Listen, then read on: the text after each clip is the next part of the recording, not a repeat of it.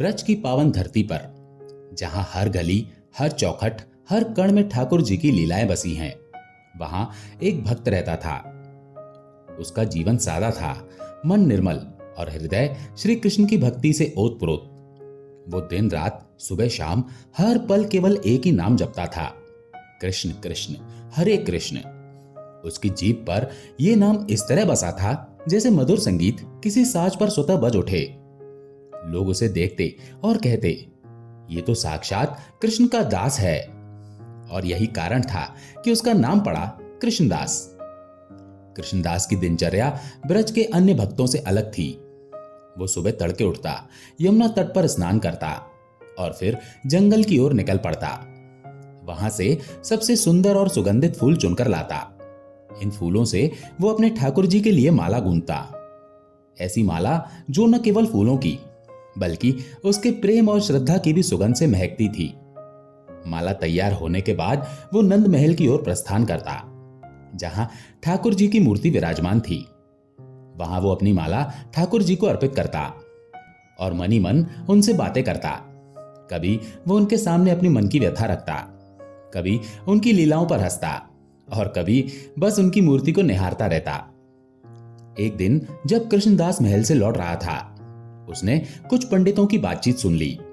वे महाभारत के अनुशासन पर्व का उल्लेख कर रहे थे।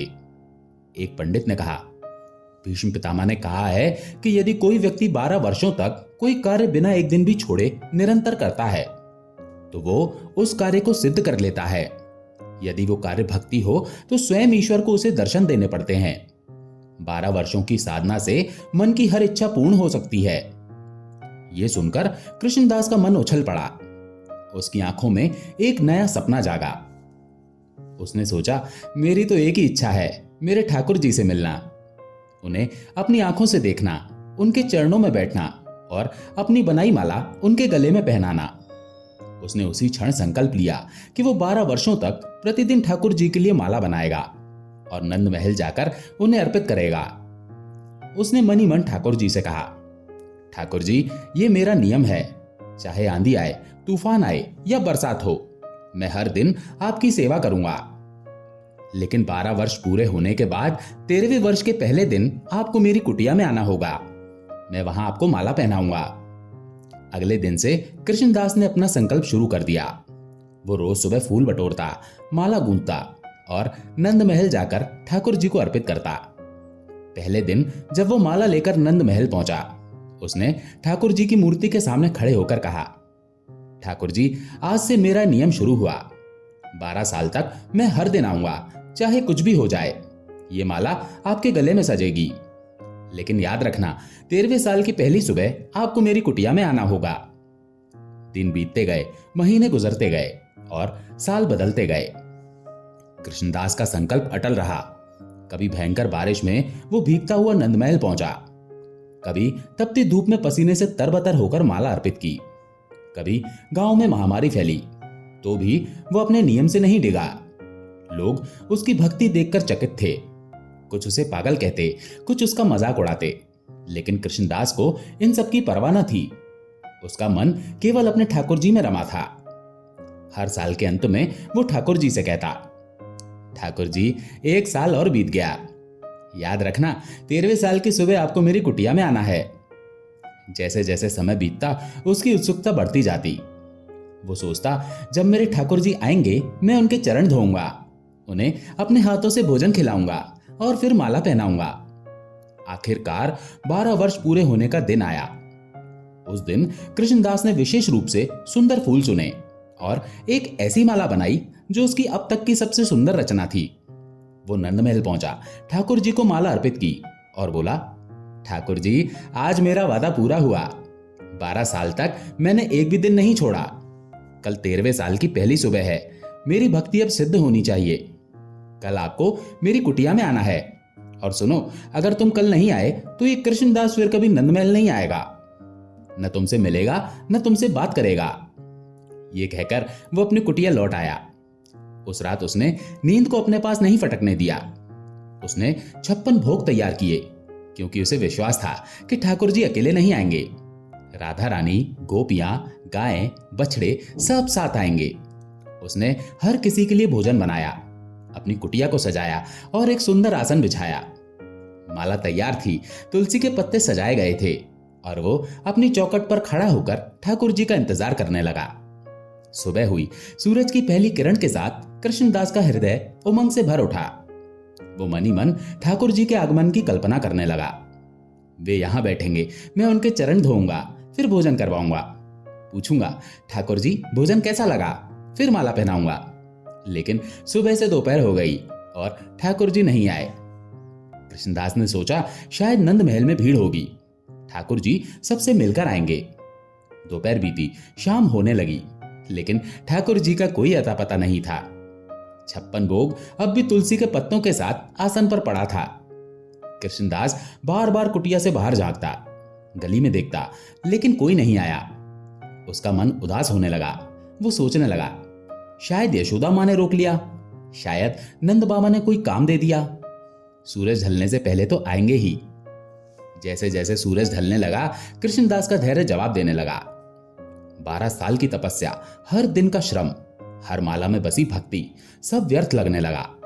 उसने गुस्से में 56 भोग को झोले में डाला, माला उठाई और कुटिया का ताला लगाकर बोला, बस अब मैं नंदगांव छोड़कर जा रहा हूं, कभी नहीं लौटूंगा। सब कहते हैं कृष्ण कृष्ण, कोई कृष्ण नहीं है, ये सिर्फ पत्थर की मूरत है। 12 साल तक माला पहनाई और एक छोटी सी इच्छा भी पूरी नहीं हुई। वो बड़बड़ाता हुआ बरसाना की ओर चल पड़ा। मन में ठाकुर जी को कोस रहा था, इतना भोजन बनाया, सारी रात जाकर तैयारी की और तुम मेरी कुटिया तक नहीं आए। अब मैं राधा रानी के पास जाऊंगा, तुमसे तो बेहतर हैं वे। वो अभी कुछ ही दूर चला था कि पीछे से गायों का एक बड़ा झुंड आता दिखा। धूल उड़ रही थी और गायों के गले की घंटियां बज रही थी। तभी एक बालक की आवाज सुनाई दी, अरे बाबा रुको, इतनी गाय आ रही हैं, चोट लग जाएगी। कृष्णदास ने ध्यान नहीं दिया, वो गुस्से में था। बालक ने फिर पुकारा, बाबा कहां मगन हो, रुको, गाय चली जाएंगी, फिर चले जाना। कृष्णदास ने पीछे मुड़कर देखा। एक 10-12 साल का सांवला सा बालक, कंधे पर लाठी, सिर पर साफा और बड़ी बड़ी आंखें। वो मुस्कुराते हुए बोला, बाबा क्या सोच रहे हो, मेरे साथ बैठो, बतियाते हैं। कृष्णदास अनमने ढंग से उसके पास बैठ गया। बालक ने पूछा, कहां जा रहे हो? बरसाना। कृष्णदास ने छोटा सा जवाब दिया। अच्छा बरसाना, वैसे तुम्हारे झोले से बड़ी अच्छी खुशबू आ रही है, देसी घी की, क्या है इसमें? बालक ने उत्साह से पूछा। भोजन। कृष्णदास ने गुस्से में कहा। लगता है स्वादिष्ट है, कहीं भंडारे से आ रहे हो? बालक ने हंसते हुए कहा, नहीं, मैं नाराज हूं, जिसके लिए 12 साल तक माला बनाई उसने मेरी एक इच्छा भी पूरी नहीं की। मैंने कहा था 13वें साल की सुबह मेरी कुटिया में आना, मैंने 56 भोग बनाए, सारी रात जागा, लेकिन वो नहीं आया। अब मैं नंदगांव छोड़कर जा रहा हूं। बालक ने गंभीरता से सुना, फिर बोला, अरे बाबा गुस्सा क्यों हो रहे हो, चलो भोजन निकालो, दोनों खाते हैं। तुमने भी कुछ नहीं खाया होगा। कृष्णदास ने मना किया, लेकिन बालक ने जिद की। बालक के जिद करने पर कृष्णदास ने झोले में से भोजन निकालकर बालक के सामने रख दिया। तभी बालक अपने हाथ दिखाते हुए बोला, मेरे हाथ गोबर से सने हैं, पानी भी नहीं है, तुम अपने हाथों से खिला दो। कृष्णदास ने झुंझलाते हुए कहा, ये नंदगांव की बीमारी है, हर कोई सेवा लेना चाहता है, तुम्हारा ठाकुर भी यही करता है। बालक हंसा, बाबा प्यार से खिला दो। कृष्णदास ने भोजन निकाला और बालक को अपने हाथों से खिलाने लगा। एक कौर खुद खाता और एक कौर बालक को खिलाता। तभी उसने देखा कि बालक की आंखें लाल हो रही हैं और आंसुओं से भरी हुई। ये देखकर कृष्णदास ने चिंता से पूछा, लल्ला क्या हुआ, रो क्यों रहे हो? बालक ने कहा, बाबा आज तुमने मुझे माला नहीं पहनाई। कृष्णदास स्तब्ध रह गया, कौन हो तुम? और तभी वो बालक बदल गया। सामने मोर मुकुटधारी, हाथ में बंसी, पीतांबर पहने, घुंघराले बालों वाले श्री कृष्ण खड़े थे। वही मुस्कान, वही बड़ी बड़ी आंखें। कृष्णदास की आंखों से आंसू बहने लगे। वो उनके चरणों में गिर पड़ा।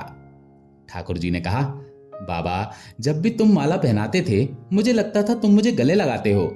आज सुबह से इंतजार कर रहा था, लेकिन तुमने माला नहीं पहनाई। नंद महल में कुछ अच्छा नहीं लगा, जैसे ही फुर्सत मिली तुम्हारे पास चला आया। अब माला पहना दो। लेकिन कृष्णदास भी कम हटी नहीं था। वो बोला, नहीं अब माला नहीं पहनाऊंगा। तुम चालाक हो, नटखट हो, सुबह से इंतजार करवाया, अब बातों में मत बहकाओ। मैंने सोचा कि राधा रानी के पास जाऊंगा तभी तुम आए। अगर उनके पास चला गया तो तुम मेरे साथ ही रहोगे। अब मैं बरसाना जा रहा हूं। ठाकुर जी हंसे। बाबा क्या बोल रहे हो, माला पहना दो। नहीं।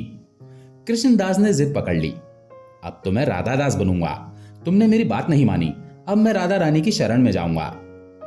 अब कृष्णदास आगे आगे चला और ठाकुर जी पीछे पीछे। वो राधा रानी के महल की ओर बढ़ता गया।